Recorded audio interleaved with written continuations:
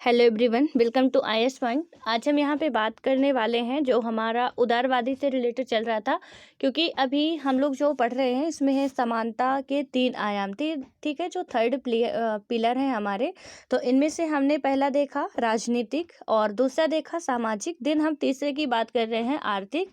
और उसी में हमने देखा था कि ये उदारवादी जैसा कोई वर्ड आया था, तो इसके बारे में समझ रहे थे। ठीक है, तो यहाँ पे यदि हम बात करते हैं कि जो भी उदारवादी सिद्धांत के जो भी व्यक्ति थे, उन्होंने क्या किया था कि विरोधी दृष्टिकोण उनमें पाया जा रहा था। तो हमने कई तरीके के थिंकर देखे हैं, चाहे वो मार्क्सवादी हो, चाहे वो लेनिनवादी हो, चाहे वो माओवादी हो, चाहे वो समाजवादी हो, यानी कि अलग अलग तरीके के अलग अलग सोच वाले। और कहीं ना कहीं सबका पर्पज एक ही था कि हमें जो भी है सामंत वर्ग या पूंजीपति वर्ग के प्रति विरोध था और श्रमिकों या मजदूरों के प्रति उनकी सहानुभूति थी। ठीक है, तो इनमें देखते हैं कि यहाँ पे भी यही बताया गया है। ये हमारा आर्थिक समानता के अंतर्गत ही अभी हम इसमें बात कर रहे हैं। एंड आई होप कि जितना भी हम लोग पढ़ चुके हैं वो आप सभी को बहुत ही क्लियर तरीके से समझ में आ चुका होगा। तो इसमें क्या बताया गया है कि उदारवादी सिद्धांतों में विरोध दृष्टि यानी विरोधी दृष्टिकोण पाया जा सकता है। उदारवादी समाज में संसाधनों और लाभांश के वितरण के सर्वाधिक कारगर और उचित तरीके के रूप में प्रतिद्वंदिता का सिद्धांत का समर्थन करते हैं। एंड क्या है कि वे मानते हैं कि सबके लिए जीवन यापन के न्यूनतम स्तर और समान अवसर प्रदान करने और सुनिश्चित करने के लिए राज्य को हस्तक्षेप करना, लेकिन इससे क्या होता है, समाज में खुद ब खुद समानता और न्याय स्थापित नहीं हो सकता है। यानी इसमें क्या बताया गया कि समाज में ये सब करने से खुद ब खुद समानता या कि हम बात करें न्याय, तो ये नहीं आ सकता है। और उसके बाद क्या है कि स्वतंत्र और निष्पक्ष परिस्थितियों में लोगों के बीच प्रतिस्पर्धा ही समाज में लाभांशों के वितरण का सबसे न्यायपूर्ण और कारगर उपाय होती है। तो ये चीज़ें हालांकि हम नेक्स्ट वीडियो में भी अपने जो पहला वीडियो था इससे पहले का उसमें बात कर चुके हैं, बट यहाँ पे एक बार मैं फिर आपका रिवाइज करा दूं। इसमें क्या था कि सीधे सीधे इनका कहा गया है कि यदि आप चलो ठीक है थोड़ी बहुत भी करते हैं तो यहाँ पे कि कहीं पे हम हस्तक्षेप नहीं करेंगे या कुछ नहीं करेंगे, उससे क्या होगा कि समानता आ जाएगी, तो नहीं आएगी। ठीक है, इसमें क्या बताएगा कि आप खुली प्रतिस्पर्धा रखो, कोई भी उसमें हस्तक्षेप ना हो। एंड उसके बाद हम सोच सकते हैं कि हाँ, कहीं ना कहीं थोड़ा बहुत समानता आ सकती है या इसे न्यायपूर्ण माना जा सकता है। और उसके बाद क्या है कि उदारवादी जो थे उनका मानना क्या था कि जब तक प्रतिस्पर्धा स्वतंत्र और खुली होगी, असमानताओं की खाइयां नहीं बनेंगी और लोगों को अपनी प्रतिभा और प्रयासों का लाभ मिलता रहेगा। यानी कि इन्होंने क्या, जो उदारवादी विचारधारा के लोग थे, क्या मानते थे कि जब तक प्रतिस्पर्धाएं जो हमारी हैं वो खुली रहेगी, तो यहाँ पे असमानता जैसा कोई वर्ड ही नहीं आएगा, क्योंकि उन्हें अपने अपने जिनके पास जो प्रतिभा है वो उस अकॉर्डिंग अपना सब कुछ करेगा। ठीक है, हालांकि अभी इनका भी जो ये सोच रहे हैं, इन पे भी कहीं ना कहीं थोड़ा बहुत अभी हम देखेंगे आगे प्रतिबंध लगेगा कि हम हर एक को खुली छूट दे दे, तो ऐसा भी नहीं हो सकता। ठीक है, और उसके बाद क्या होता है, बस हाँ, उदारवादी की जो विचारधारा थी थोड़ी आप उसे याद करके रखिएगा। उसके बाद क्या होता है कि उदारवादियों के लिए नौकरियों में नियुक्ति और शैक्षणिक संस्थानों में प्रवेश के लिए चयन के उपाय के रूप में प्रतिस्पर्धा का सिद्धांत सर्वाधिक न्यायोचित और कारगर है। उदाहरण स्वरूप यदि हम बात करते हैं तो अपने देश में अनेक छात्र व्यावसायिक पाठ्यक्रमों में नामांकन की आशा करते हैं। ठीक है, यानी कि इसमें बताया गया है उदारवादियों के लिए जो है कि नौकरियों या नियुक्ति और शैक्षणिक संस्थानों में प्रवेश करना, ठीक है, या चयन करना, मतलब चयन के लिए उपाय के रूप में प्रतिस्पर्धा का सिद्धांत सर्वाधिक न्यायोचित और कारगर होगा। अब इसमें क्या बताया गया, जहाँ पे भी चाहे आपका कहीं पे आप नौकरी की तलाश में हो या कहीं पे किसी शैक्षणिक संस्थानों में आपकी नियुक्ति हो रही है एज ए स्टूडेंट या एज ए टीचर, किसी भी रूप में हो रही है, मतलब कहीं भी आपको जहाँ भी रखा जा रहा है वहाँ सबसे पहले आपका क्या हो कि एक टेस्ट लिया जाए। ठीक है, इसमें क्या बताया गया कि प्रतिस्पर्धा का सिद्धांत, यानी कि जो इस टेस्ट को जो भी उसकी मतलब क्वेश्चंस है आंसर दे रहा है या कुछ भी कर रहा है, उस तरीके से हम अपनाते हैं तो यहाँ पे क्या होगा, काफ़ी न्यायोचित होगा, क्योंकि जिस लिए ये कॉलेज, स्कूल या जो भी जॉब्स है, पद हैं बने हुए हैं, तो उनके जिसे ज़रूरत है रियल में, जो इसके लिए बना है, तो ऐसे ही हम सबको भर लें। यहाँ पे ऐसे मतलब समानता के तौर पे हम कहते हैं, जिसके पास बिल्कुल भी नॉलेज नहीं है, सपोज एक टेक्निकल फील्ड में आपको किसी को लेना है, एंड टेक्निकल का उसको, उस बंदे को कुछ भी नॉलेज नहीं है, सो आप उसे समानता के अकॉर्डिंग रख लेंगे कि इससे समानता है, इक्वलिटी राइट इसके पास है, एंड हमें भी ये मतलब आप पे प्रतिबंध लगाया जाता है कि कोई भी आ रहा आपको रखना है, क्योंकि यदि आप नहीं रखते तो आप उसके समानता के अधिकार का हनन कर रहे हैं, ठीक है। तो यहाँ पे हम बिना क्वालिटी वाले बंदे को रख के क्या करेंगे, क्योंकि उससे तो काम होने वाला नहीं है कुछ, जबकि उसे टेक्नोलॉजी का टीवी नहीं पता, तो वो काम क्या करेगा। तो इसमें से फिर यही बताया गया, इनका जो विचारधारा थी कि आप प्रतिस्पर्धा का सिद्धांत सर्वाधिक न्यायोचित और कारगर हो सकता है।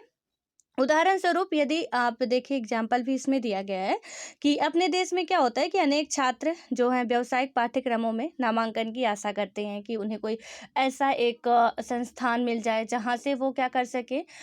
जैसे यदि हम बात करें, बहुत से ऐसे हमारे कोर्सेज होते हैं जो हम क्या करते हैं, अपने जैसे बिजनेस वगैरह की जो पढ़ाई करते हैं, तो इनमें से यदि हम बात करते हैं, तो यहाँ पे यही बताया गया है कि मतलब आशा करते हैं हमारे देश में भी, जबकि होता क्या है रियल में मैं बताऊँ तो, इसमें बात की गई है कि मतलब इनके लिए अत्यधिक कड़ी प्रतिस्पर्धा है, और समय समय पर सरकार और अदालतों ने शैक्षणिक संस्थानों और प्रवेश परीक्षाओं का नियमन करने के लिए हस्तक्षेप किया।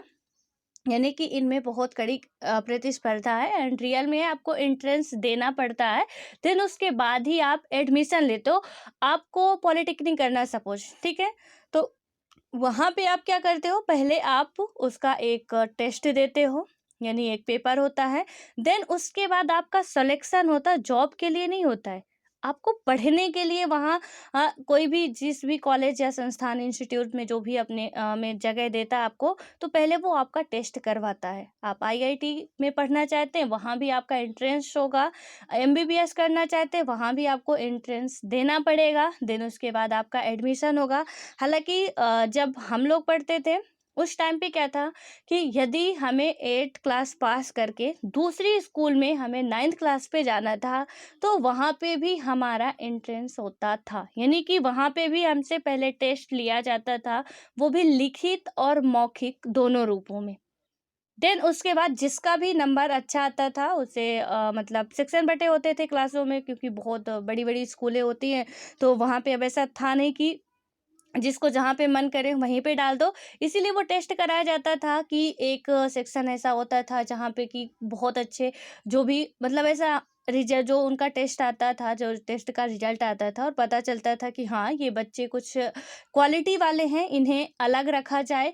और जो क्वालिटी वाले नहीं हैं, यानी कि मतलब जो हो गया पढ़ाई लिखाई किसी कदर से निकल रहे हैं, उन्हें अलग सेक्शन में रखा जाए, एंड उस हिसाब से पढ़ाई भी होती थी। यानी कि हम लोगों की स्कूल में क्या था, हम लोगों के बैच में जहाँ जिस जो क्लास हम लोगों की थी, वहाँ टोटल मिला के बात करें 40 बच्चे थे। 40, सिर्फ 40 स्टूडेंट पूरे क्लास में, एक क्लास में। एंड उसके बाद क्योंकि हम लोग टेस्ट दे के गए थे, और जिसका भी हाईएस्ट मार्क्स आता था वो उनको ये 40 बच्चों के अंतर्गत ही रखा जाता था, यानी कि इसमें से जो भी आ गए, ठीक है, क्रीम बच्चे निकाल लिए जाते थे। उसके बाद एक ऐसा होता था जो सप्लीमेंट्री होके आए हैं या जो फेल होके फिर से पढ़ रहे हैं, उनके लिए अलग सेक्शन डिवाइड किया गया था, और सेक्शन ए बी सी करके नाम दिए गए थे पूरे स्कूल में, क्योंकि बहुत बड़ी स्कूलें होती हैं जो भी हायर सेकेंडरी की होती है, गवर्नमेंट स्कूलें तो होती है या प्राइवेट भी हो, तो हायर सेकेंडरी स्कूल है तो वो ऑब्वियस है कि बच्चे भी ज़्यादा होते हैं, बड़ी स्कूलें भी होती हैं, ठीक है। देन उसके बाद क्या होता था कि यहाँ पे जो सी सेक्शन रखा जाता था, यानी 3rd ग्रेड, ठीक है, इसमें कम से कम नहीं तो मान के चलिए एक बहुत बड़ा हॉल होता था, और उस हॉल में क्या करते थे कि वहाँ का 150-200 लड़कियों को बैठा देते थे, क्योंकि गर्ल्स स्कूल में पढ़ रहे थे, सिर्फ लड़कियां ही थी। अब वहाँ पे 150-200 लड़कियों को बैठा दिए, यानी कि अब जहाँ 150 बच्चे हैं और जहाँ 40 बच्चे हैं, तो आप समझ सकते हैं कि टीचर का ध्यान कहाँ ज़्यादा जाएगा, पढ़ाई कहाँ बेहतर होगी। तो टीचरों ने भी इसीलिए पूरा ये डिवाइड किया हुआ था कि हम यदि टेस्ट लेंगे तो यूजुअली क्या करेंगे कि वहाँ से हम बच्चों को, जो भी लड़कियां हैं जो पढ़ने वाली हैं या नहीं पढ़ने वाली हैं, उन्हें हम अलग निकाल लेंगे एंड उन पे ज़्यादा ध्यान देंगे। ऐसा नहीं था कि इन्हें पढ़ाया नहीं जाता था, इनकी भी प्रॉपर क्लासेस लगती थी, सब कुछ होता था। लेकिन अब वो जहाँ 200 बच्चे एक क्लास में बैठ रहे हैं, बहुत बड़ा हॉल होता था, उनके लिए अलग से ही बन पूरा है। तो अब उस हॉल में जहाँ 200 बच्चे बैठे हैं, वहाँ तो आप समझ के चलिए कि कितने बच्चों को एक टीचर है लाउड स्पीकर लगा के भी बोले तो वो कितना लाउडली बोल सकता है। तो फिर ऐसे वहाँ पे बैठा दिया जाता था कि आप बैठे रहो, क्लासेज वो टीचर जो जो भी आगे बैठने को मिल गया, पढ़ता था तो पढ़ लेता था, नहीं पढ़ता था तो वही सप्लीमेंट्री फेल पास जो भी उनका चलता रहता था, ठीक है। लेकिन उन्हें इन पे फोकस था कि इन्हें हम आगे निकालेंगे। और अब जैसे कि मेहनत कर रहे हैं, टीचर को भी मेहनत लगती है एंड उन्हें भी अपने स्कूल का नाम डुबोना नहीं होता। एंड इसीलिए जो जब उन्होंने अब एंट्रेंस करवाया एडमिशन से पहले, उन्हें पता चल गया, ठीक है, और उन्होंने छांट लिया अलग बच्चे। लेकिन सपोज मान के चलिए कि वहाँ पे हमें भी सी सेक्शन में रख दिया जाता, या जो भी इन 40 स्टूडेंट थे इनमें से किसी को भी अदर उसमें रख दिया जाता मिला के, तो क्या इनका जो भी था कि प्रॉपर ध्यान दे पाते, तो ऐसा कुछ नहीं हो पाता फिर। तो यहाँ पे वो सारी सिस्टम होती है। एंड किसी भी, मैं तो ये छोटा सा आपको एग्जांपल दी हूँ, अब किसी भी सेक्टर की बात करें तो वहाँ पे यदि इस तरीके से हो रहा है तो कोई इक्वलिटी का हनन नहीं हो रहा है। बहुत अच्छा हो रहा है कि आप जिसे रियल में नीड है पढ़ो आप। यदि आपको एडमिशन लेना, आपके अंदर वो जुनून है तो आप फिर पढ़ो। आपको आईआईटी करना है तो पहले एंट्रेंस निकालो, देन उसके बाद आप एडमिशन लो। अभी वहाँ पे आप एंट्रेंस निकालने के बाद आपकी जॉब नहीं लग जाती, आप जॉब के लिए तैयार हो रहे हो, प्रिपेयर हो रहे हो, तो उसके लिए तो आपको मेहनत करनी पड़ेगी। इसीलिए इसमें ये सारी चीज़ें बताई गई है। और इसमें ये भी बताया गया कि कभी-कभी अदालत वगैरह क्या है, हस्तक्षेप करते रहते हैं। लेकिन उसके बाद क्या होता है, ताकि हर प्रत्याशी को प्रतिस्पर्धा का उचित और समान अवसर मिले। फिर भी कुछ को प्रवेश नहीं मिलता, लेकिन इसे सीमित सीटों के बंटवारे का निष्पक्ष तरीका माना जा सकता है। यानी कि अब इसमें देखिए कहीं भी अच्छा नहीं होता है। देखिए मैंने इतनी तारीफ़ की, अब थोड़ा-सा जितनी अच्छी मैंने तारीफ़ की उतनी अच्छी मैं बुराई भी कर सकती हूँ, ठीक है?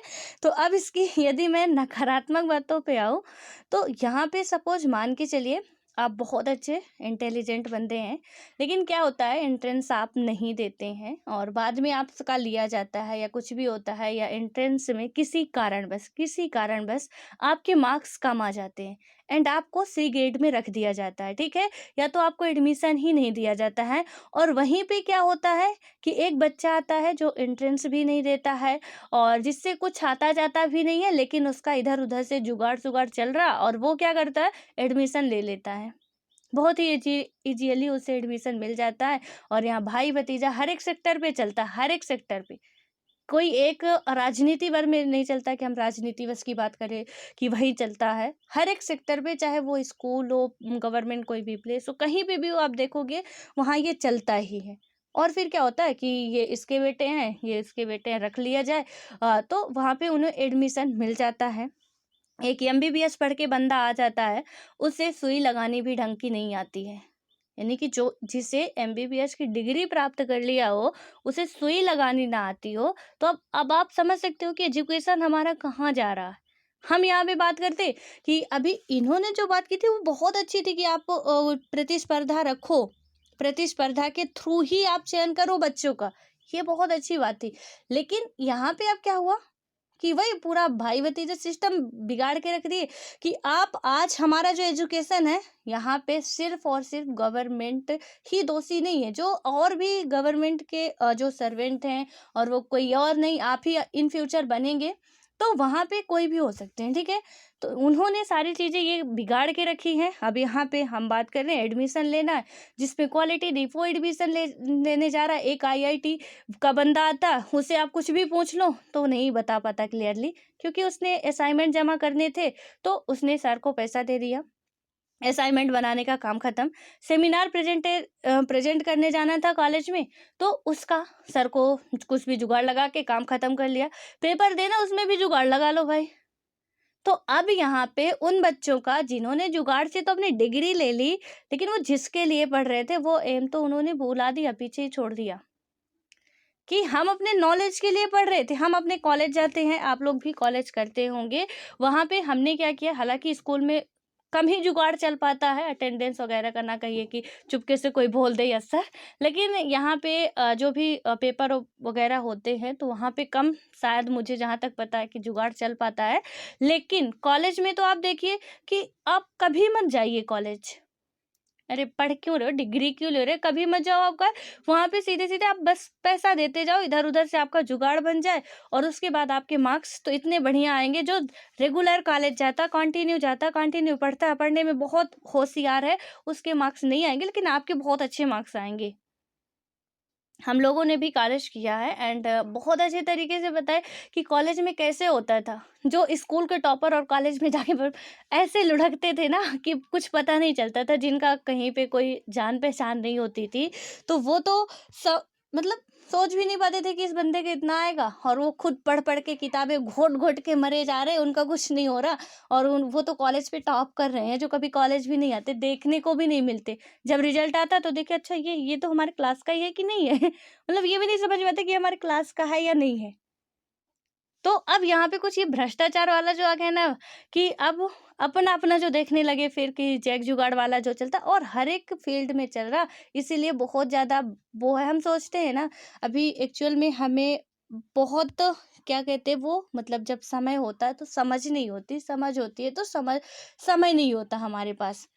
एग्ज़ैक्टली यहाँ पे यही कहावत, यदि मैं बात करूँ तो बहुत ही अच्छे तरीके से सटीक बैठती है कि अभी हमें बहुत अच्छा लगता है कि सर ने हमारा प्रमोशन कर दिया, सर ने हमें बहुत अच्छे मार्क्स दे दिए, सर ने हमारी बात मान ली, हमें ये डिग्री मिल गई। और एक टाइम ऐसा आएगा, वो डिग्री ना आप उसमें रख के कहीं पे मिट्टी का तेल डालो और माचिस मार दो, किसी काम की नहीं है। क्योंकि आपको जो डिग्री मिली मिली हुई है, वो चीज़ें आपको नहीं आती हैं, और जब वो चीज़ें हमें नहीं आती हैं तो फिर कोई मतलब नहीं है उस डिग्री का। और आप जहाँ भी आप नौकरी के लिए जाते हो, वहाँ पे डिग्री का कोई परसेंटेज नहीं देखता आपके, कि अरे बाप रे, 100 में से 90%, वाओ, बंदा इंटेलिजेंट होगा। लेकिन इतने भर से वो खुश नहीं होता है, क्योंकि उसे काम चाहिए बेटा, वर्क चाहिए, डेवलप चाहिए, इनोवेशन चाहिए, जो कि आपके माइंड में होना चाहिए। अब आपने क्या किया, जब आपसे वो 90% वाले बंदे से पूछता है, बेटा ये कैसे होता है, न्यूटन के थर्ड लॉ आपको पता है या सेकंड लॉ आपको पता है, तो क्या होता, मैंने तो कभी सुना था। अब लो, मतलब इतनी छोटी सी बात है, बहुत छोटी सी बात है, कि हो सकता है कि आप में से भी कई लोग कंफ्यूज हो गए होंगे कि ये न्यूटन का थर्ड सेकंड लॉ क्या होता है। बहुत से लोगों को पता होगा, लेकिन आप में से अभी अभी कई लोग कंफ्यूज हो गए होंगे, ठीक है। बट कंफ्यूज नहीं होना, जिन्हें पता ना हो तो कर लीजिएगा, क्योंकि फिजिक्स केमिस्ट्री से भी क्वेश्चन आते हैं। तो अब उन्होंने, मान लीजिए कोई पूछ लिया, कहीं पे आप जा रहे हो एंड आप सपोज मान के चलिए आप यूपीएससी के एस्पिरेंट हो, आपसे कोई पूछ लेता है ऐसी बातें, तो फिर हम हिचकिचा उठते हैं। अब एक यूपीएससी के बंदे से आशा क्या की जाती है कि वो बहुत अच्छे तरीके से सारी चीज़ें हैंडल करेगा, बहुत अच्छे तरीके से आंसर देगा। और आंसर नहीं भी आता है तो अपनी बात को ऐसे रखेगा कि वो सामने वाला बंदा आंसर सुनना ही भूल जाएगा। तो यहाँ पे हमारे पास कुछ कला डेवलप होनी चाहिए, लेकिन हमने तो कभी कॉलेज गया नहीं, हम तो कभी स्कूल गए नहीं है, हमें कुछ पता नहीं है। अरे अब न्यूटन का जो सेकंड लॉ होता है, तो हम कहेंगे कुछ उल्टा ही उसका बताएंगे, कि जो क्रिया के प्रति, जो क्रिया के उसमें एवरेज में जो हमारी प्रतिक्रिया लगती है, वो न्यूटन का सेकंड लॉ है। अब लो, यहाँ पे हमने क्रिया की प्रतिक्रिया को न्यूटन का सेकंड लॉ बना दिया, तो फिर भाई थर्ड लॉ क्या होता है। अब यहाँ पे तो अब वो समझ चुका है कि आपके 90% कैसे आए हैं, क्योंकि कहीं न कहीं वो भी पढ़े लिखे होते हैं, वो भी ये सारी सिचुएशन से निकल के आते हैं एंड कहीं न कहीं उसमें इन्वॉल्व भी रहते हैं, तो उन्हें पता है कि बच्चे कैसे पढ़ते हैं।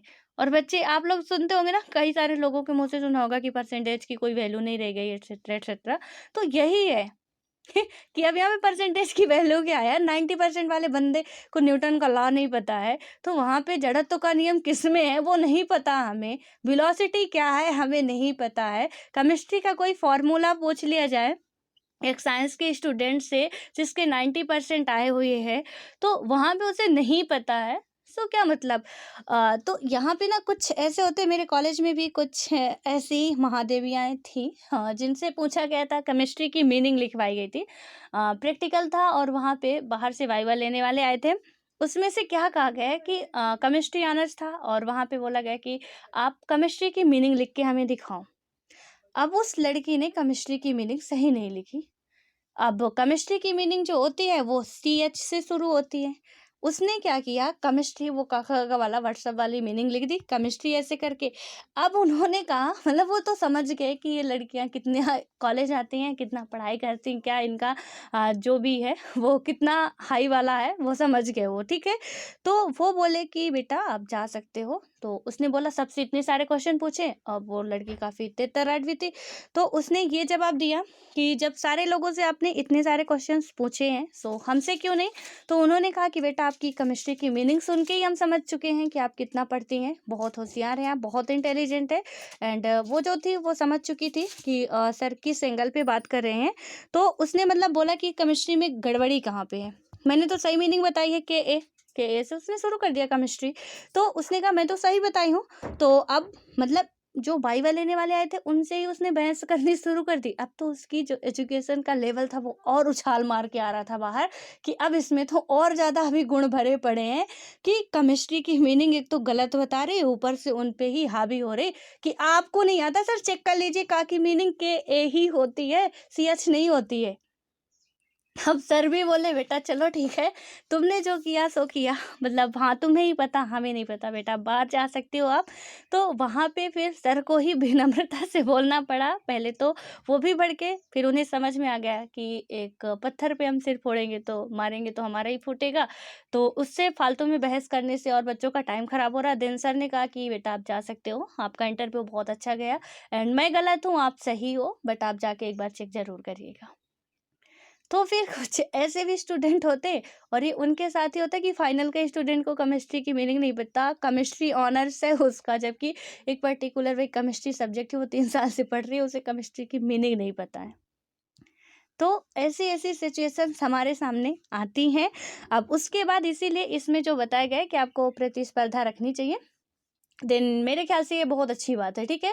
हालांकि उसके आगे देखते क्या होता है कि समाजवादियों से उलट उदारवादी नहीं मानते कि राजनीतिक, आर्थिक और सामाजिक असमानताएं एक दूसरे से अनिवार्यता जुड़ी होती हैं, और उनका मानना है कि इनमें से हर क्षेत्र की असमानता का निराकरण ठोस तरीके से करना चाहिए। और इसलिए क्या होता है, लोकतंत्र राजनीतिक समानता प्रदान करने में मददगार हो सकता है, लेकिन यानी लोकतंत्र जो है वो क्या हो सकता है कि राजनीतिक समानता प्रदान करने में मददगार हो सकता है, अभी हो सकता है, पॉसिबिलिटी पाई जा रही, ठीक है। देन उसके बाद क्या होता है, लेकिन सामाजिक विभिन्नता और आर्थिक असमानताओं के समाधान के लिए विविध रणनीतियों की खोज करना भी जरूरी है। हमारा जो डेमोक्रेसी है वो हमें राजनीतिक समानता दिला सकता है, लेकिन आर्थिक और सामाजिक समानता के लिए इसमें हमें और रणनीतियां बनानी पड़ेंगी, सर्च करनी पड़ेगी।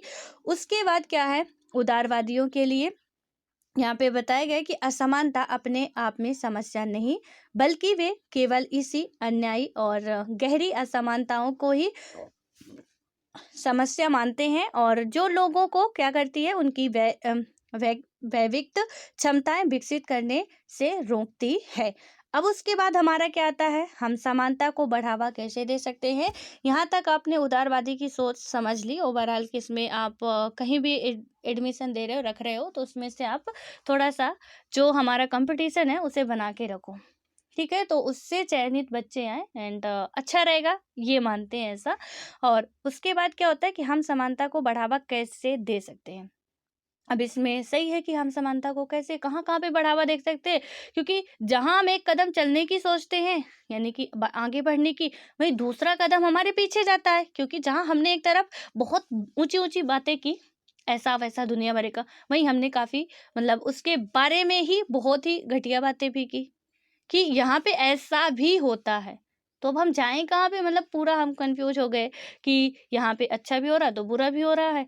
तो वो होता है ना कि हर एक इंसान के अंदर राम और रावण दोनों होते हैं। ना तो कोई इंसान बहुत अच्छा होता है, ना कोई इंसान बहुत बुरा होता है। जो बहुत अच्छा इंसान है उसके अंदर भी बुराई है, जो बहुत बुरा इंसान है उसके अंदर भी थोड़ी बहुत अच्छाई होती है, ठीक है।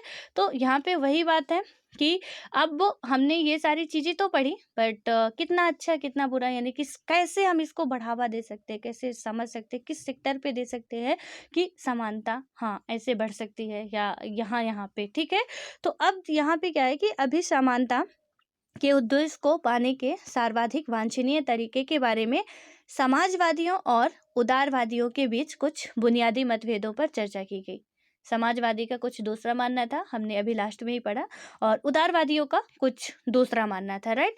उसके बाद क्या होता है, जबकि इन अलग अलग दृष्टिकोणों की तुलनात्मक गुणों और समानताओं पर विश्व भर में बहस हो रही है, आज यह भी यहाँ पे बताया गया है कि आज भी यह विचार करना जरूरी है कि समानता की और बढ़ने और यानी कि बढ़ने के लिए कौन से सिद्धांत और नीतियां आवश्यक होंगी। आज भी हमें ये विचार करने की ज़रूरत है। अभी हम इतने बड़े हो गए हैं, बट इतने नहीं हुए हैं कि खुद से अपने सारे डिसीजन ले। मतलब यहाँ पे हम आगे बढ़ रहे हैं, समानता की ओर बढ़ रहे हैं, लेकिन अभी भी इसमें सोचनी ये सब्जेक्ट बना हुआ है, विचार करने की ज़रूरत इसमें बताई जा रही है। लेकिन होता क्या है कि यहाँ पे यदि हम बात करते हैं कि इस मुद्दे पर हाल के वर्षों में बहुत विवाद खड़ा हुआ, और इस विषय पर अगले खंड में चर्चा की जाएगी, यानी कि अभी हम बात करेंगे। यहाँ पे बहुत सारे विवाद भी खड़े होते हैं, कोई भी काम इजीली तो होता नहीं, इजीली हो जाए वो काम काम नहीं होता, ठीक है। उसके बाद अब आता है हमारा कि औपचारिक समानता की स्थापना कैसे होती है। औपचारिक समानता यानी फॉर्मल जो भी हमारी इक्वलिटी है उसकी स्थापना कैसे होती है। तो स्थापना यहाँ पे क्या होता है, समानता लाने की दिशा में पहला कदम असमानता और विशेषाधिकार की औपचारिक व्यवस्था को समाप्त करना होगा। तो इसमें पहला यदि हम स्टेप की बात करते हैं तो क्या होगा, असमानता और विशेषाधिकार की औपचारिक व्यवस्था को हमें समाप्त करना होगा। सबसे बड़ा ये कि हमें किसी पर भी विशेषाधिकार यदि दिए हुए हैं हम जो, उसे समाप्त करना होगा, अदरवाइज वो हमारे हर एक काम में रोड़ा बनेगा। जैसे अभी तक जम्मू कश्मीर को विशेषाधिकार प्राप्त था, विशेषाधिकार प्राप्त था जब तक उसका अपना अलग कॉन्स्टिट्यूशन था, बहुत सारे रिस्ट्रिक्शंस थे अदर स्टेट वालों को कि जम्मू कश्मीर में ये रह नहीं सकते, जम्मू कश्मीर के वो निवासी नहीं हो सकते, जम्मू कश्मीर के वो वहाँ पे यदि हम बात करते ज़मीन नहीं खरीद सकते हैं। लेकिन उसकी जो विशेषाधिकार था उसे खत्म करते ही क्या हुआ कि वहाँ पे अब जम्मू कश्मीर की जो सिचुएशन थी वो कुछ और हो गई, वो हमारे देश का एक यूनियन टेरिटरी हो गया, यूटी हो गया। एंड उसके बाद से जो उसका एक कहानी थी वो कुछ उल्टा हो गई, ठीक है। तो यहाँ पे ये बताए, आप किसी किसी व्यक्ति को भी विशेषाधिकार दो, हालांकि ये जम्मू कश्मीर का हाल फिलहाल का मुद्दा था इसलिए मैंने आपको एग्जाम्पल में समझा दिया। तो इसमें विशेषाधिकार किसी को भी दिया जाए उसे समाप्त करना होगा, पहला स्टेप बताया जा रहा है इसमें। दुनिया भर में क्या होता है कि सामाजिक, आर्थिक और राजनीतिक असमानताओं को कुछ रीति रिवाजों और कानूनी व्यवस्थाओं से सुरक्षित रखा गया है। इन रिवाजों या कानूनों द्वारा समाज के कुछ हिस्सों के इसमें तमाम किस्म के, यानी कि क्या बात की गई है कि समाज के हमारा कुछ हिस्सा ऐसा भी है जहाँ पे तमाम किस्म के अवसरों और लाभों का आनंद उठाने से रोका जाता है। बहुत सारे देशों में गरीब लोगों को मताधिकार से वंचित रखा जाता है, हमारे देश में भी पहले ऐसा था, ठीक है, कि गरीब लोगों को मताधिकार से वंचित रखा गया था। उसके बाद इसमें आया है कि महिलाओं को बहुत सारे व्यवसाय और गतिविधियों में भाग लेने की इजाज़त करने से रोकती थी। कुछ देशों में केवल कुछ खास परिवारों के लोग ही सर्वोच्च पद पहुंच सकते थे। अब सिचुएशन यहाँ पे आपको समझ में आ गई कि विशेषाधिकार खत्म क्यों करना है, क्योंकि गरीबों को इलेक्शन में या वोट जो भी मतदान था उसमें वो पार्टिसिपेट नहीं करने देते थे। निचली जाति के लोग जो होते थे तो उन्हें सर्वोच्च पद प्राप्त नहीं, कुछ ऐसे परिवार थे जिन्हें ही वही सर्वोच्च पद प्राप्त कर सकते थे, अदर कोई व्यक्ति नहीं कर सकता था। जाति व्यवस्था निचली जातियों का शारीरिक श्रम के अलावा कुछ भी करने से रोकती थी, यानी कि जाति व्यवस्था भी एक बहुत बड़ा यहाँ पे इसमें हम बात कर सकते हैं कि रोड़ा के रूप में ये काम करता है कि आप निचली जातियों को सिर्फ क्या मान रहे हो, सिर्फ हम मान रहे हैं कि ये मेहनत करने वाले हैं, अदरवाइज इनका कोई भी रोल हमारे यहाँ नहीं है। ये शारीरिक श्रम कर सकते हैं लेकिन ये कहीं उच्च पद में चले जाएं, ये हकदारी नहीं है। तो ये कहीं न कहीं असमानता ही है। उसके बाद क्या आता है कि समानता की प्राप्ति के लिए ज़रूरी है कि वे सभी निषेध या विशेषाधिकारों का अंत किया जाए, यानी कि जो हमने ऊपर पढ़ा भी 2-3 कि महिलाओं के लिए, गरीबों के लिए, और भी जो कि उच्च परिवार के ही कुछ खास परिवार है उसमें पार्टिसिपेट कर सकते हैं, तो ये विशेषाधिकार ही है एक तरीके से। तो इसका अंत किया जाए, चूँकि क्या होता है ऐसी बहुत सी व्यवस्थाओं को कानून का समर्थन प्राप्त है। इसलिए यहाँ पे यह जरूरी होगा कि सरकार और कानून असमानता की व्यवस्थाओं को संरक्षण देना बंद करे। जो हमारी असमानता की व्यवस्था है उन्हें हमारी सरकार और कानून संरक्षण देना जो पनाह दे रही है उसे बंद करे। एंड हमारा संविधान, जो हमारा संविधान है, कॉन्स्टिट्यूशन है, ने भी यही किया है। संविधान धर्म, नस्ल, जाति, लिंग या जन्म के आधार पर भेदभाव करने का निषेध करता है। एंड ये आर्टिकल हमारे कितने में है? तो संविधान जो है हमारा धर्म में, नस्ल में, जाति में, लिंग में, स्थान मतलब जन्म के स्थान के आधार पर भेदभाव करने का निषेध करता है। ये हमारा आर्टिकल, यदि हम बात करते हैं तो संविधान, यहाँ पे हमारा संविधान छुआछूत की प्रथा का उन्मूलन भी करता है। यानी छुआछूत की जो प्रथा है वो हमारा आर्टिकल 17 में बात की गई है कि किसी भी आधार पे आप यहाँ पे सिर्फ जाति व्यवस्था ही होती है ना जिसमें छुआछूत वाला फंडा रहता है। तो इसमें बताया गया है कि आप किसी को ऐसे गंदी दृष्टि से नहीं देखेंगे। अनटचेबिलिटी का जो सिद्धांत है वो हमारे आर्टिकल 17 में है, ठीक है। यानी छुआछूत का अंत की बात करता है हमारा, या अस्पृश्यता का अंत बात करता है हमारा आर्टिकल 17। जाति, धर्म, लिंग या जन्म के आधार पर भेदभाव आपका आता है आर्टिकल 15 टू 16। और इसमें 15 में क्या है, हमने आपको बताया था कि किसी गवर्नमेंट प्लेस में यानी सार्वजनिक स्थान में। एंड 16 आर्टिकल है, यही चारों जो भी है उनमें इनमें किसी में भेदभाव नहीं किया जा सकता, कहीं भी अवसर की समानता जहाँ पे है वहाँ पे।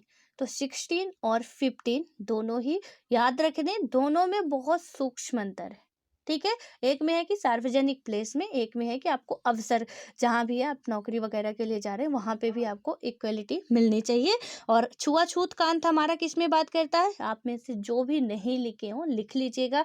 हालांकि कई बार हम इन सब के बारे में चर्चा कर चुके हैं, देन ये हमारी एक तरीके से रिवाइज क्लास ही चल रही है, ठीक है। तो यहाँ पे आप लोग आई होप कि पता ही होगा, नहीं पता तो अभी लिख लीजिए, ठीक है। कि जो छुआछूत का अंत है हमारे संविधान में, हम अपने इंडिया के संविधान की बात कर रहे हैं, आर्टिकल 17 बात करता है। उसके बाद क्या आता है कि अधिकतर आधुनिक संविधान और लोकतांत्रिक सरकारें औपचारिक रूप से समानता के सिद्धांत को स्वीकार कर चुकी हैं और इस सिद्धांत को जाति, नस्ल, धर्म या लिंग पर ध्यान दिए बिना सभी नागरिकों को कानून के एक समान बर्ताव के रूप में समाहित किया जाएगा, ठीक है। इससे हम क्या बोल सकते हैं, धम जन यानी कि जो हमारा है जाति हो गया, यानी कि धर्म हो गया हमारा। उसके बाद हम बात करते हैं यहाँ पे, तो हमारी जाति हो गई, लिंग हो गया, जो हमारा नस्ल आता है तो आप कुछ इस तरीके से, या लिंग हो गया जो हमारा, तो आप ऐसे याद भी कर सकते हैं। तो जो भी आपको सही लगे, या जाति, धर्म, इतना तो अब आपको शायद मेरे पढ़ाने के बाद तो अब तो आई होप कि क्लियर हो चुका होगा कि ये जो जाति धर्म, यानी जाति कई तरीके की जाति, धर्म यानी कि हिंदू, मुस्लिम, सिख, ईसाई, जितने जितने धर्म हैं। उसके बाद हमारा लिंग आता है, महिला पुरुष, ठीक है, क्योंकि पृथ्वी में महिला पुरुष और उभयचर कुल 3 ही, यानी कि जो हमारी यदि बात करें थर्ड जेंडर जिसे हम मानते हैं तो वो होते हैं इसमें। इसके बाद यानी कि इन तीनों में ही, या वर्ग में, वर्ग इन द सेंस कि अमीरी गरीबी, इसमें भेदभाव नहीं करेंगे। तो ये चीज़ें आपको अब रट चुकी होंगी, ठीक है। अब आता है विभेदक बर्ताव और द्वारा समानता। इसमें क्या होता है कि जैसा कि हम देख चुके हैं, समानता के सिद्धांत को यथार्थ में बदलने के लिए औपचारिक समानता या कानून के समक्ष समानता आवश्यक तो है, लेकिन पर्याप्त नहीं है। अब यहाँ पे फिर से आ गया कि ये सारी चीज़ें, औपचारिक समानता, ये कानूनी समानता, सब कुछ आवश्यक है, इम्पोर्टेंट है, लेकिन अभी सफिशिएंट नहीं है। यानी अभी और ज़रूरत है। जैसे हमने देखा था कि राजनीतिक आयाम जो है वो इम्पोर्टेंट है, राजनीतिक समानता जो है वो हमारे लिए महत्वपूर्ण है, लेकिन मतलब आवश्यक है, लेकिन अभी पूरे तरीके से हम इससे सैटिस्फाई नहीं हैं। हमें आगे भी चाहिए था, जो कि सामाजिक आर्थिक समानता की बात हमने फिर की थी, ठीक है? तो इसी तरीके से कि ये हमारे लिए आवश्यक तो है, बट अभी हमारे लिए पर्याप्त नहीं है। कभी-कभी ये क्या होता है, सुनिश्चित करने के लिए कि लोग समान अधिकारों का उपभोग कर सके, उनसे अलग-अलग बर्ताव करना आवश्यक होता है, और इस उद्देश्य से लोगों के बीच कुछ अंतरों, यानी कि कुछ उनमें लोगों के बीच में डिफरेंस आता है या अंतरों को ध्यान में रखना होता है। उदाहरण के लिए विकलांगों को कि सार्वजनिक स्थानों पर विशेष ढलान वाले रास्तों, यानी कि रैंप की मांग न्यायोचित होगी, क्योंकि क्या होता है कि इससे ही उन्हें सार्वजनिक भवनों में प्रवेश करने का समान अवसर मिल सकेगा। और इसी तरह रात में कॉल सेंटर में काम करने वाली महिला को कॉल सेंटर आते जाते समय विशेष सुरक्षा की जरूरत हो सकती है। इससे उसके काम के समान अधिकार की रक्षा हो सकेगी। समानता की कटौती इन्हें नहीं वरन बढ़ावा देने वाले उपायों के रूप में देखा जाना चाहिए। अब यहाँ पे सपोज एक जो इसमें बहुत अच्छा एग्जाम्पल दिया गया है कि विकलांगों और सार्वजनिक स्थानों पर, विकलांगों की सार्वजनिक स्थानों पर विशेष ढलान वाले रास्तों या रैंप की मांग न्यायोचित होगी।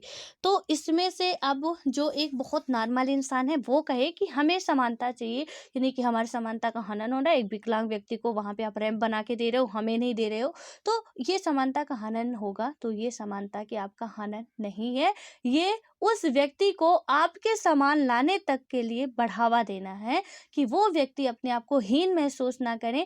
जितना इजीली आप दौड़ के जा रहे हो, वो भी उतना ही इजीली चला जा सके, ठीक है। देन उसके बाद हम बात करते हैं, कुछ और भी एग्जांपल दिए गए कि यहाँ पे जैसे कॉल सेंटर पे जो महिलाएं काम करती हैं या किसी भी कहीं पे भी महिलाएं काम करती हैं, ठीक है, तो वहाँ पे वो रात में आते जाते कुछ भी उन्हें अलग से प्रोटेक्शन देने की यदि मांग की जा रही है, तो ये यहाँ पे गलत नहीं होगी।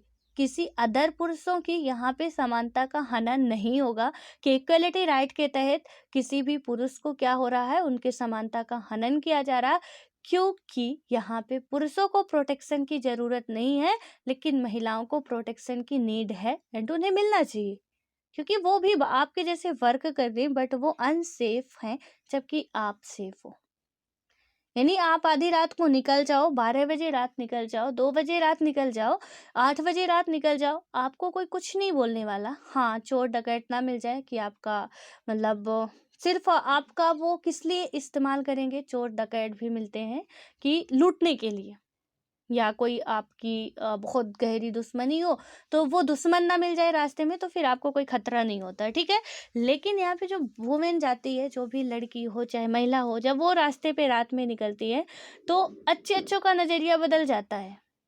अभी आपने मैंने आपको ही बताया था या आपने पढ़ा भी होगा कि 50 या 54 साल की महिला थी, आशा कार्यकर्ता थी, उसके साथ बहुत ही मतलब दयनीय घटना हुई, जबकि वो बहुत ही ओल्ड महिला थी, ठीक है, यानी कि 54 ईयर काफ़ी होता है। जब उसे नहीं बख्शा गया और वहाँ पे बोला भी गया था कि यदि घर से बाहर महिलाएं रात में निकल रही हैं, तो उन्हें अपने घर के बच्चों या पुरुषों को लेके निकलना चाहिए था। यानी अब ये कंडीशन आ गई कि वहाँ पे महिलाएं यदि घर से बाहर निकल रही हैं, तो उन्हें अपने साथ किसी को लेके जाना पड़ेगा। लेकिन कौन इतना खाली है, घर पे सबके काम रहते हैं, सब अपना अपना अपने में बिजी रहते हैं। अब हमें कहीं जाना, सपोज हम क्या करेंगे कि अपने साथ अब हम बोलें अब मेरे पापा कहीं और हैं या मेरा भैया कहीं और है, और हम बोले कि अब हमें घर से बाहर जाना है, सो वो हमारे साथ में चले। तो ये तो बहुत क्रिटिकल समस्या है ना यहाँ पे, कि यदि किसी महिला को बाहर निकलना है, तो फिर उसके लिए एक बॉडीगार्ड चाहिए, वो भी घर का कोई आदमी हो, अदरवाइज बॉडीगार्ड भी फायदा उठा लेगा। तो इसमें से ये लोगों की सोच है, एंड यहाँ पे उन्हें रियल में नीड है। सीधे तौर पे बताया गया है कि यहाँ पे यदि पुरुष ऐसा ऑब्जेक्शन उठाते हैं कि महिलाओं को ये चीज़ें नहीं मिलनी चाहिए, तो वो बेवकूफ़ है। बिल्कुल, इनमें कोई शक ही नहीं कि उन्हें आप बेवकूफ़ कहें, पागल कहें, कुछ भी मान सकते हैं, क्योंकि यहाँ पे उनके समानताओं का हनन नहीं हो रहा। उनकी नीड है जिसे, तो रियल में जिसको जो नीड है वो उसे फुलफ़िल करने की कोशिश कर रहे हैं, राइट? उसके बाद क्या होता है यहाँ पे, पूरी बात एकदम से क्लियर साफ है कि समानता कहाँ-कहाँ पे हम दे सकते हैं एंड कहाँ पे समानता का हनन नहीं होता है। एंड उसके बाद आता है कि किस तरह के विभेद अवसरों का समान पहुँच को बाधित करते हैं और इन बाधाओं को दूर करने के लिए किस तरह की नीतियाँ अपनाई जानी चाहिए। जो भी ये बाधाएँ होती है उन्हें हम कैसे नीतियों का निर्माण कर सकते हैं कि वहाँ पे सारी सिचुएशन जो है वो थोड़ा कॉमन हो जाए। और क्या होता है कि आजकल इस तरह के सवालों पर लगभग हर समाज में चर्चा हो रही है। कुछ देशों ने अवसरों की समानता बढ़ाने के लिए सकारात्मक कार्यवाही की नीतियां अपनाई है। अपने देश में हमने आरक्षण की नीति अपनाई है, यानी कि हर एक जो कंट्रियां हैं अपने अपने देश में, क्योंकि वुमेन यदि हम बात करें यहाँ अपने ही कंट्री में अनसेफ नहीं है। हालांकि यहाँ पे बहुत कुछ सुधार हो चुका है।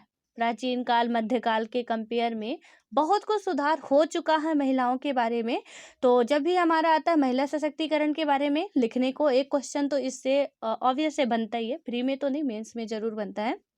वहाँ पे जब भी क्वेश्चन इससे बनता है तो सीधे तौर से ये सारे हमें अपने देश का ही नहीं अदर कंट्रियों का भी कुछ एग्जांपल रखने चाहिए कि ताकि हम कंपेयर कर सके कि कुछ ऐसी भी कंट्रियां हैं जहाँ पे महिलाओं की स्थिति आज भी बद से बदतर बनी हुई है। उन्हें ना तो घर से बाहर निकलने दिया जाता, ना बोलने दिया जाता, घूंघट उन्हें उठाने नहीं दिया जाता है। मतलब एक रूम के अंदर जेल के कैदियों की तरह उन्हें बंद करके रखा जा रहा। उनका कोई भी हक नहीं होता है। पुरुष अपने इस्तेमाल के लिए उन्हें रखे हुए हैं, बाकी उसके अलावा उनका कोई भी काम नहीं है उन महिलाओं का। तो इस तरीके से अभी सिचुएशन खराब है।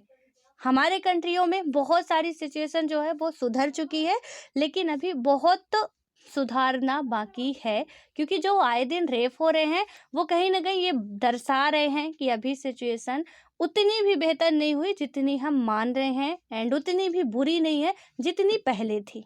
तो पहले के कंपेयर में आज हर सेक्टर में पुरुषों की तुलना में महिलाएं क्या हुई हैं, कम तो हैं बट हाँ सुधार हो रहा है। ये हम जरूर कह सकते हैं कि सुधार हो रहा है। एंड ये जो आशा कार्यकर्ता का है और भी कई सारे, जैसे प्रियंका का ये हैदराबाद का जो कांड हुआ था, शायद हैदराबाद का ही था, ठीक है, जो डॉक्टर थी, तो उसका जो कांड हुआ था। तो कुछ ऐसे एग्जांपल है कि जहां हम वुमेन एम्पावरमेंट की बात कर रहे हैं, जो सेल्फ डिपेंडेंट है, वो भी एक डॉक्टर थी, ये भी एक आशा कार्यकर्ता थी, इन ये भी सेफ नहीं है। तो कहीं ना कहीं सिचुएशन अभी क्रिटिकल है। एंड इसमें आप क्या सजेस्ट कर सकते हैं, क्या सुझाव दे सकते हैं, तो फिर उसमें आप पूरे आंसर को अच्छे तरीके से अपना बना के लिख सकते हैं, ठीक है। लेकिन जब ये छोटी छोटी बातें हमें पता रहेंगी, वही छोटी छोटी बातें बहुत अच्छी आंसर एक बना सकती हैं। देन उसके बाद क्या होता है कि अपने देश में हमने जो आरक्षण की नीति लाई, तो ये तो आपको पता है कि आरक्षण का मुद्दा काफ़ी विवादास्पद मुद्दा है और काफ़ी अच्छा भी है। जिनको मिलता है उनके लिए काफ़ी अच्छा है, जिनको नहीं मिलता उनके लिए वो काफ़ी विवाद वाला मुद्दा तो बना ही रहेगा, ठीक है। उसके बाद क्या होता है कि अगले खंड में सकारात्मक कार्यवाही के विचार को समझने का प्रयास करेंगे और सकारात्मक कार्यवाही के परिप्रेक्ष्य में अपनाई गई कुछ गतिविधियों और उठाए गए कुछ मुद्दों को भी समझेंगे। तो इसमें यहाँ पे जो सकारात्मक कार्यवाही है ये क्या होती है, इसे भी हम समझेंगे, क्या कैसे है एंड इसका क्या इम्पोर्टेंस है, वो सारी चीज़ें समझेंगे। बट आई होप कि यहाँ पे आप कुछ चीज़ें समझ चुके होंगे बहुत क्लियरली तरीके से। जैसे मैंने स्वतंत्रता का आपको बताया था कि हमें स्वतंत्रता मिली हुई है, बट उतनी ही जितने में से दूसरों की स्वतंत्रता का हनन हो। वो पूरा चैप्टर 4 पार्ट में 5 पार्ट में जो पढ़े उसको चाहती तो मैं एक लाइन में बस इतना ही बता के ख़त्म कर देती। लेकिन वो एक एक चीज़ें जो भी हमारी बारीकी है, मैंने अभी बताया ना कि छोटी छोटी बातें हमारी आंसर को बहुत खूबसूरत बना सकती हैं। तो एनसीईआरटी पढ़ने से हमारा एक क्या बनता है, फ्लो बनता है, बात करने का तरीका जो है, या मतलब जब भी हम कोई बुक पढ़ते हैं, हमेशा मैंने एक दिन और आपको बताया था कि हम जब भी कोई बुक पढ़ते हैं या कोई भी नॉवेल्स पढ़ रहे हैं, किसी के बारे में पढ़ रहे हैं, वहाँ पे न्यूज़पेपर पढ़ रहे हैं, तो उससे हम डायरेक्ट अटैच्ड हो रहे हैं, ठीक है। कोई हमें पढ़ा रहा है, सपोज मान के चलिए कि मैं आपको एनसीईआरटी पढ़ा रही हूँ या आप किसी से न्यूज़पेपर पढ़ रहे हो, यूट्यूब पे बहुत सारे न्यूज़पेपर का वीडियो बनाते हैं, अब उसको पढ़ रहे हो। उससे क्या होगा कि जो जितना वो बताएगा, जितना मैं बता रही हूँ उतना ही आपको पता है। लेकिन आपने बुक से पढ़ा, आप खुद से बोल बोल के पढ़े, एंड वो चीज़ें आपको बहुत अच्छे तरीके से धीरे धीरे समझ में आएगी। सुनना चाहिए, ऐसा नहीं है, आप मेरे को सुनोगे नहीं तो इतनी अच्छी अच्छी बातें कहाँ से समझ पाओगे, कहाँ से आपके जो माइंड है थोड़ा बहुत खुल पाएगा। तो सुनना ज़रूरी है, बट सीधे तौर पे मैं ये नहीं कह रही किसी पे ब्लाइंडली हो के आप सुनते रहो। किताबें पढ़ना बहुत ज़रूरी है, किताबें पढ़ना मोस्ट इम्पोर्टेंट है, चाहे आपको कहीं भी जाना हो। इसलिए किताबें पढ़ना हमें नहीं छोड़ना है। एंड आई होप कि आप लोग इससे तो ये जो है, जब से ये चल रही है तब तक में आपका ये एक बार तो कंप्लीट हो ही गया होगा। एंड इसके बाद अब हमारा आता है कि ये जो सकारात्मक कार्रवाई है उसको हम अगले दिन बात करेंगे, इसमें क्या क्या है। और ये जल्दी ही अब ख़त्म होने वाला है, दिन नेक्स्ट चैप्टर आएगा, फिर उसमें भी अभी देखते हैं क्या आता है और उसको भी अच्छे तरीके से ही ख़त्म करेंगे।